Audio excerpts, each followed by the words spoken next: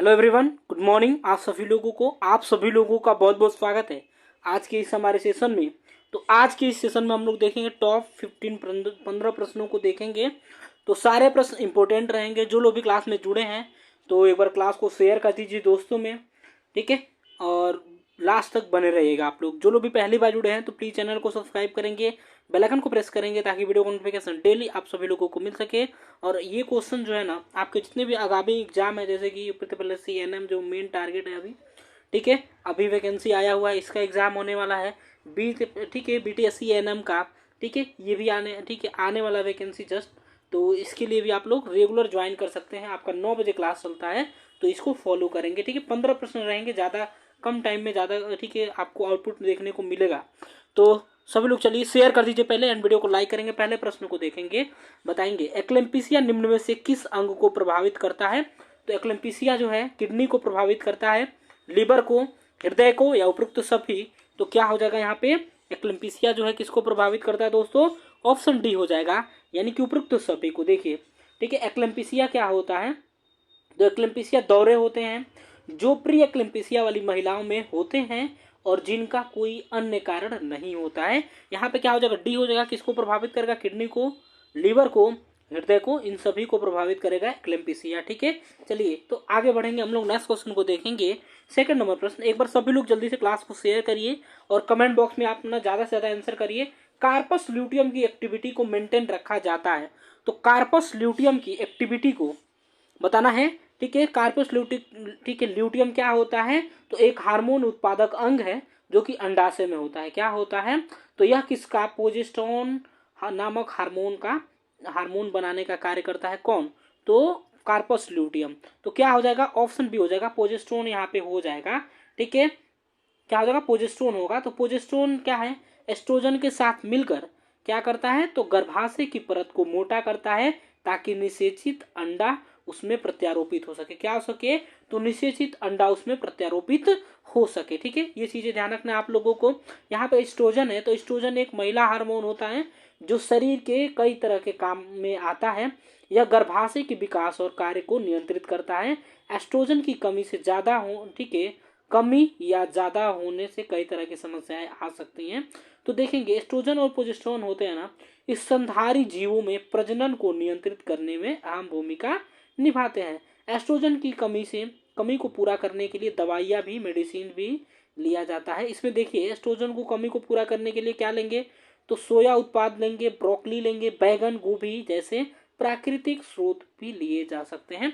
यहाँ पे देखिए फोलिकल स्टिमुलेटिंग हार्मोन, ये क्या होता है, तो एक प्रजनन, ठीक है, ये क्या करता है, जो कि प्रजनन में मदद करेगा। यह किसके द्वारा, तो पिट्यूटरी ग्रंथि के द्वारा बनता है, ठीक है। तो ध्यान रखिएगा, महिलाओं में एफएसएच यानी कि फॉलिकल स्टिमुलेटिंग हार्मोन जो है अंडोत्सर्जन में मदद करता है, ठीक है। और पुरुषों में एफएसएच क्या करता है, तो शुक्राणुओं को बढ़ावा देता है। ध्यान रखिएगा। एलएच क्या है, तो ल्यूटिनाइजिंग हार्मोन होता है। एलएच क्या होता है दोस्तों, तो ल्यूटिनाइजिंग हार्मोन क्या होता है, तो एक हार्मोन है, ठीक है। एलएच ल्यूटिनाइजिंग हार्मोन है जो कि महिलाओं और पुरुषों दोनों के यौन अंगों को प्रभावित करता है। ये चीजें ध्यान रखेंगे। यह हार्मोन पिट्यूटरी ग्रंथि से बनता है, ठीक है। कौन सा, तो एलएच जो है, ठीक है, पिट्यूटरी ग्रंथि से बनता है। यह हार्मोन गोनाडोट्रोपिन के नाम से भी जाना जाता है। चलिए आगे बढ़िए, थर्ड नंबर प्रश्न को देखेंगे। लगभग 25% मेटरनल डेथ किस का, ठीक है, किस कारण से होती है। मेटरनल डेथ जो है ना 25% जो है, ठीक है, किस कारण से होगी, संक्रमण से होगी, प्रसूति, रक्तस्राव, असुरक्षित गर्भपात, एक्लेम्पीसिया। तो यहाँ पे क्या हो जाएगा, 25% जो होती है ना, यानी कि ये हो जाएगा रक्तस्राव से, ठीक है। किससे होगा, प्रसूति रक्तस्राव के कारण। ऑप्शन बी यहाँ पे राइट आंसर होगा, थर्ड का, ठीक है। देखिए, और सेप्सिस से कितना, सेप्सिस से, ठीक है, 15%, ठीक है, सेप्सिस से कितना, 15%, ठीक है। और देखिए गर्भपात से कितना, तो 13%। ध्यान रखिएगा। गर्भावस्था के उच्च रक्तचाप संबंधी विकार से कितना, तो यानी कि एक्लेम्पीसिया से समझिए तो 12% होता है। और बाधित प्रसव से कितना, तो होगा 8%। ध्यान रखेंगे, ठीक है। तो इसका राइट आंसर क्या होगा, मेटरनल डेथ 25%, प्रसूति रक्तस्राव के कारण होता है, तो ध्यान रखिएगा। चलिए आगे बढ़ेंगे, फोर्थ नंबर क्वेश्चन को देखेंगे। इसमें देखिए मातृ मृत्यु दर की गणना की जाती है। यहाँ पे क्या करेंगे हम लोग, ठीक है, शिशु मृत्यु दर कर लेंगे, ठीक है, शिशु मृत्यु दर की गणना। यहाँ पे देखिए मातृ मृत्यु दर की गणना जो है ना 1 लाख, ठीक है, 1 लाख पे किया जाता है, ठीक है, 1 लाख पे किया जाता है। लेकिन यहाँ पे शिशु मृत्यु दर की बात किया जा रहा है क्योंकि 1 लाख की कोई भी आंसर इसमें नहीं दिया है। तो देखिए शिशु कर लेंगे, शिशु मृत्यु दर कर लेंगे, लेकिन देखिए उपरोक्त सब में से कोई नहीं भी हो सकता है, लेकिन शिशु में बदल दीजिए। तो शिशु मृत्यु दर की गणना प्रति 1000 जीवित जन्मों के बच्चों की संख्या पे किया जाता है। ये चीजें ध्यान रखना है, ठीक है। आगे बढ़िए, देखिए 5th नंबर, एक बार क्लास को सभी लोग शेयर करिए, ठीक है। जो लोग भी वीडियो को लाइक नहीं किए हैं तो वीडियो को लाइक कर दीजिए। प्री एक्लिम्पीसिया के इफेक्ट में शामिल है। तो प्री एक्लिम्पीसिया के इफेक्ट में क्या क्या शामिल है, ठीक है, सभी लोगों को बताना है। यानी कि वाष्प स्पॉज्म या प्रमस्तिष्क रक्तस्राव, GFR, ठीक है, GFR क्या होता है, ठीक है, यानी कि ठीक है ग्लोमेरुलर फिल्ट्रेशन रेट होता है GFR या उपरोक्त सभी। तो यहाँ पे क्या हो जाएगा दोस्तों, ठीक है, उपरोक्त सभी होगा। यानी कि देखिए उपरोक्त सभी होगा। प्री एक्लिम्पीसिया, देखिए प्री एक्लिम्पीसिया गर्भावस्था की एक जटिलता है। यह रक्तचाप बढ़ाने और मूत्र में प्रोटीन का स्तर बढ़ाने का ठीक है कारण बनता है। प्री एक्लिम्पीसिया से कई तरह की समस्याएं हो सकती है, जैसे क्या हो सकता है, ठीक है, समय से पहले जन्म, गर्भावस्था में हानि, रक्त संचार संबंधी समस्याएं, दौरे, मृत्यु भी हो सकती है, रक्त के थक्के में जमना, ठीक है। तो आगे बढ़ी, ये सब चीजें प्री एक्लिम्पीसिया के लक्षण थे। अब हम लोग समझेंगे, ठीक है, सभी हो जाएगा ना, तो हम लोग समझेंगे, ठीक है, वासोस्पाज्म, ठीक है। तो इसका उपचार, ठीक है, ठीक है, IUC हस्तक्षेप या इंट्राधमनी, ठीक है, वासी डिलेटर और बैलून एंजियोस्पर्मी के, ठीक है, एंडोवेस्कुलर प्रशासन और दोनों माध्यम से किया जा सकता है। किसके किसके द्वारा, तो इंट्राधमनी, वासोडिलेटर और बैलून एंजियोप्लास्टी के ठीक है वेस्टिकुलर वेंडोवेस्कुलर प्रशासन के माध्यम से किया जा सकता है, ठीक है। तो ये ध्यान रखिएगा। प्रमस्तिष्क रक्तस्राव क्या होता है, तो मस्तिष्क में होने वाला रक्तस्राव होता है। मस्तिष्क में ठीक है रक्त वाहिकाओं में कमजोरी हो जाती है, इसके कारण रक्त वाहिकाएं का फटना, मस्तिष्क के चारों ओर के स्थान में रक्तस्राव होना, ये सब चीजें। इसमें क्या होता है, तो तेज सिर दर्द होगा, ठीक है, गर्दन में दर्द और अकड़न होगा। चलिए देखेंगे प्रमस्तिष्क रक्तस्राव को हम समझ रहे थे, तो GFR को देखेंगे। क्या होता है GFR, ठीक है, तो ग्लोमेरुलर फिल्ट्रेशन रेट होता है। इसमें ठीक है क्या होता है, कमी, इसकी कमी का मतलब क्या होता है, किडनी की बीमारी हो सकती है इसके कमी से, ठीक है। ज्यादातर स्वस्थ लोगों में GFR जो होता है 90 या उससे ज्यादा होता है। 60 या उससे ज्यादा GFR को सामान्य माना जाता है। यहाँ पे देखिए 15 या उससे कम GFR का मतलब है कि आपके गुर्दे खराब हो सकते हैं, ठीक है। तो ध्यान रखिएगा। इसमें क्या होता है, तो किडनी भी फेलियर हो सकता है 15 या कम, ठीक है, उससे कम GFR रहेगा। तो आगे बढ़िए, नेक्स्ट क्वेश्चन को देखिए। बताएंगे निम्नलिखित में से कौन सा विटामिन स्टेरॉयड हार्मोन की तरह कार्य करता है, तो विटामिन A, ठीक है, रेटिनॉल, विटामिन B1, ठीक है, thiamine, vitamin D, calciferol, vitamin C क्या होता है आपका, तो विटामिन C एस्कॉर्बिक, इसकी कमी से स्कर्वी होता है। विटामिन D की कमी से क्या होता है आप लोग बताएंगे, रिकेट्स होता है। एंड विटामिन B1 के थायमिन की कमी से बेरी होगा। विटामिन A की कमी से रात्रि अंधता होगा, ठीक है। यहाँ पे सभी लोग बताइए जल्दी से, ठीक है, क्या हो जाएगा, तो ऑप्शन C हो जाएगा। यानी कि विटामिन D क्या होता है, तो स्टेरॉयड हार्मोन होता है। देखिए हृदय की प्रणाली में विटामिन D की जटिल भूमिका होती है, ये चीजें ध्यान रखना है।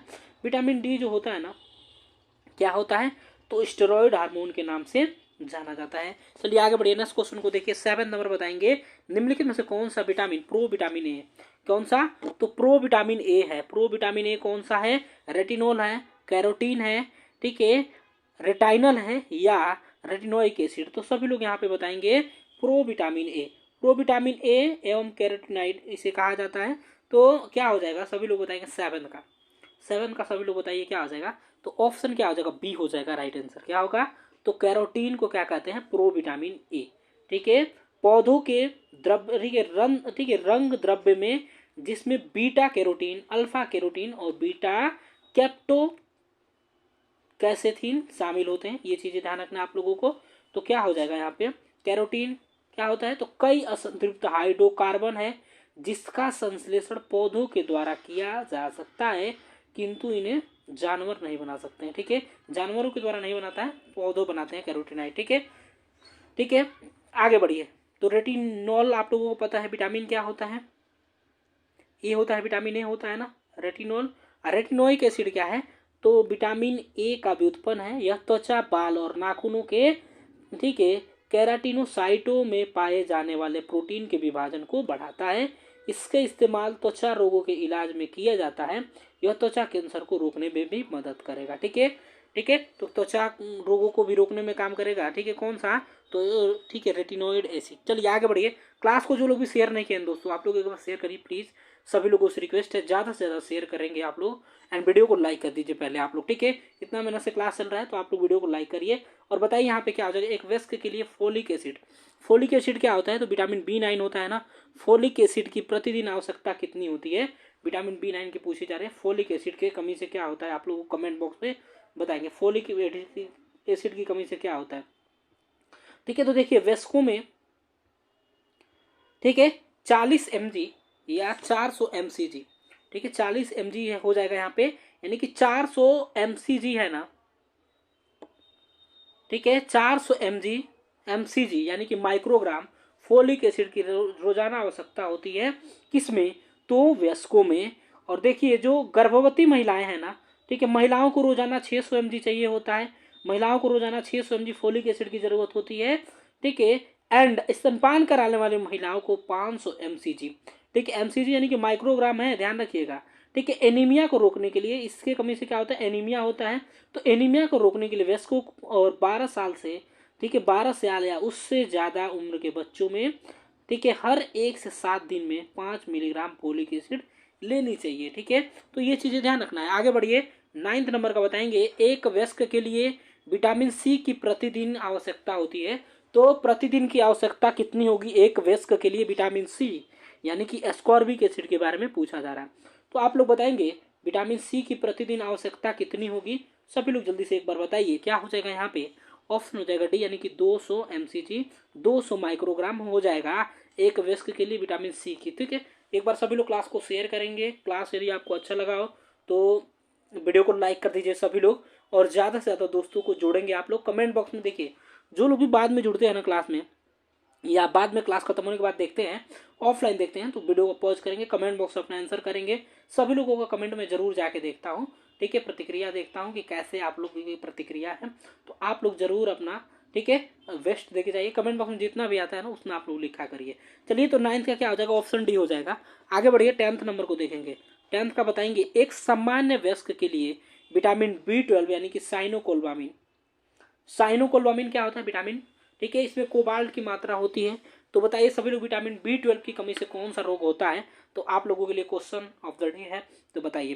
ठीक है, क्या हो जाएगा यहाँ पे, ऑप्शन हो जाएगा बी, ऑप्शन हो जाएगा बी, यानी कि 1.0 mcg हो जाएगा विटामिन B12 की प्रतिदिन आवश्यकता। ठीक है, ठीक है, 1.0 mcg विटामिन B12 की प्रतिदिन आवश्यकता होती है। आगे बढ़िए, बताएंगे एक नए जन्मे बच्चे में प्रति मिनट औसत सामान्य श्वसन दर क्या है।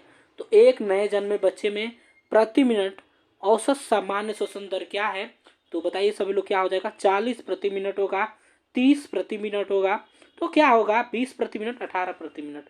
तो क्या हो जाएगा यहाँ पे, ऑप्शन ए हो जाएगा ना, यानी कि 40 प्रति मिनट होता है। सभी को पता होगा एक नए जन्मे बच्चे जो होते हैं ना, उनमें 40, कई जगह आप लोग देखेंगे 40 से 60, ठीक है 40 से 60 बार देखेंगे आप लोग। ठीक है, तो ऑप्शन में आपका 40 दिया है तो 40 लगाएंगे। ठीक है, जब बच्चा सोता है तो यह दर कितना हो जाता है, तो 20 से 40 हो जाता है। ठीक है, 20 से 40 कब होता है, तो जब बच्चा सोता है। ठीक है, जब बच्चा सोता है तो 20 से 40 हो जाता है, ध्यान रखिएगा। ठीक है, प्रति मिनट धीमी हो सकती है, होने की संभावना रहती है, श्वसन दर के बदलाव के कारण होते हैं। ठीक है, ठीक है, इससे क्या क्या होते हैं, हाइपोक्सिया होगा, ठीक है, नींद बनाम जागृति अवस्था या बुखार हो सकता है। तो नवजात शिशु में सांस लेने की समस्या देखभाल करने वालों के लिए भयावह हो सकते हैं, यहाँ पे देख लेंगे। चलिए आगे बढ़िए, नेक्स्ट क्वेश्चन को देखिए। 12th नंबर बताएंगे। आम तौर पे शिशु किस उम्र तक उनके जन्म के समय के वजन के दोगुना, आसान क्वेश्चन है, सभी लोग बताएंगे। ठीक है, जन्म के कितने दिनों पे दोगुना हो जाता है, ठीक है, तो बताइए कितने दिनों पे हो जाएगा।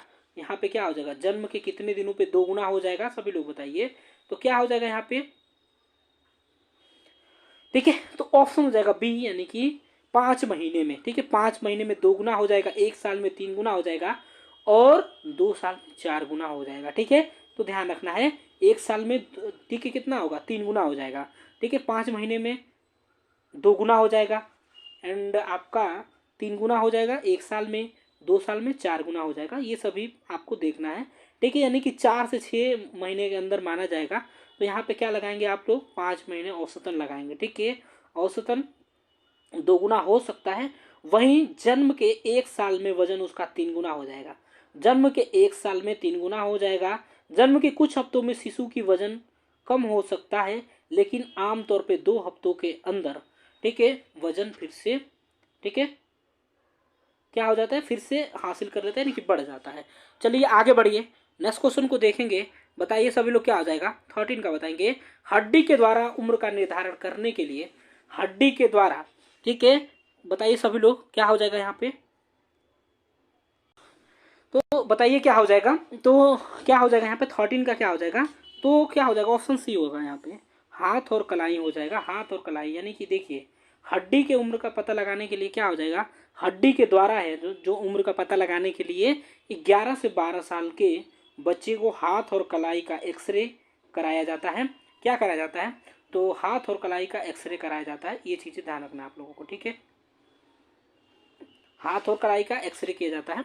चलिए आगे बढ़िए, नेक्स्ट क्वेश्चन को देखेंगे। 14 नंबर बताएंगे, बीसीजी का टीका दिया जाता है। बीसीजी का टीका मौखिक रूप से दिया जाएगा, मांसपेशी में, नसों में, त्वचा के अंदर, ठीक है। किस रूप से बीसीजी का टीका दिया जाता है, आप लोग बताइए फटाफट से, क्या हो जाएगा यहाँ पे आप लोगों का राइट आंसर बताइए। बीसीजी का टीका कैसे दिया जाता है, तो टीबी के लिए दिया जाता है ना, टीबी के लिए। बीसीजी का फुल फॉर्म सभी लोग कमेंट बॉक्स में बताएंगे।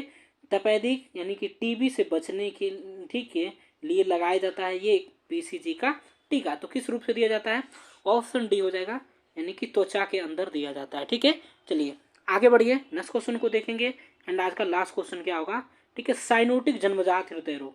साइनोटिक बताइए यहाँ पे क्या हो जाएगा, साइनोटिक जन्मजात हृदय रोग रोग है तो कौन सा है, वेंट्रिकुलर सेप्टम डिफेक्ट है, एंट्रियल सेप्टम डिफेक्ट है, पेटेंट डक्टस आर्टेरियोसस है, या टेटोलॉजी ऑफ फेटल। तो क्या हो जाएगा यहाँ पे, साइनोटिक जन्मजात हृदय रोग क्या होता है, तो एक हृदय विकार है जिसमें शरीर के बाकी हिस्सों में ऑक्सीजन की मात्रा कम हो जाती है, शरीर के बाकी हिस्सों में ऑक्सीजन की मात्रा कम हो जाती है। इस रोग में हृदय में दोष होने की वजह से शरीर तक ऑक्सीजन की मात्रा कम हो जाती है। ये चीज़ें ध्यान रखना आप लोगों को। इसमें क्या हो जाता है, त्वचा का रंग नीला हो जाता है, जिसे साइनोसिस कहा जाता है। तो इसका राइट आंसर क्या हो जाएगा, टेट्रोलॉजी ऑफ फेटल, ठीक है। टेट्रोलॉजी ऑफ फेटल क्या होता है, तो ध्यान रखिएगा, टेट्रोलॉजी ऑफ फेटल क्या होता है, एक जन्मजात हृदय दोष होता है, एक जन्मजात हृदय दोष होता है। चलिए तो ये रहे आपके 30 प्रश्न। मिलेंगे अगली क्लास में सभी लोगों से, तब तक के लिए bye bye, take care, thank you so much for watching, have a great day, bye bye and take care, thank you so much for watching. अपनों का ख्याल रखें, धन्यवाद सभी लोगों को क्लास में जुड़ने के लिए।